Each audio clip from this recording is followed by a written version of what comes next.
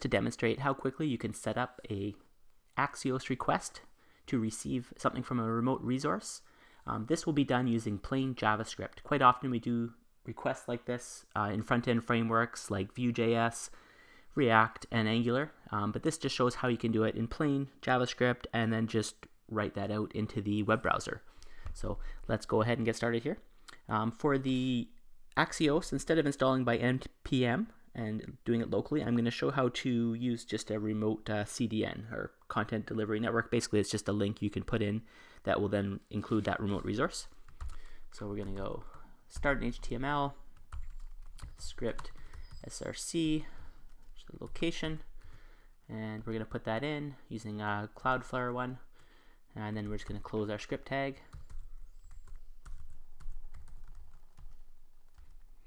Okay, and then I'm going to start a new script tag just to keep things separate. All right, and I'm going to create a function called getName, and there'll be an asynchronous function because we want to allow that to complete asynchronously so that we can do other things while we wait for that response to happen. And this is called an arrow function.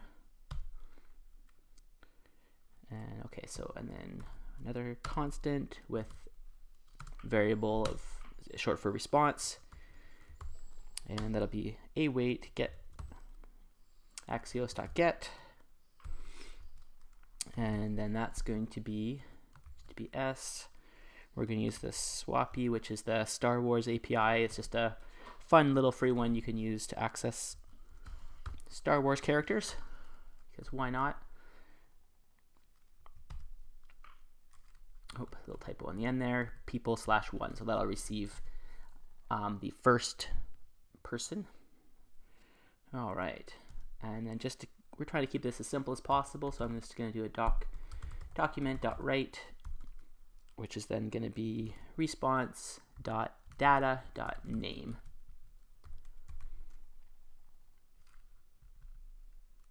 Okay, now that is about it.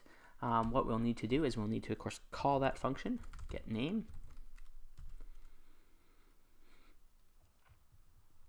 and then we'll want to close our script tag.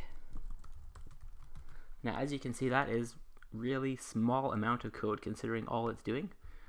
So we're going to go ahead and give this a try, and as you can see, it works. Basically, we load up that page in the browser, and it is receiving Axois on the CDN. We're then creating a function, and we're then calling the get method of Axois to retrieve that JSON file, and then we're doing a document.write with the response, data, and then the name.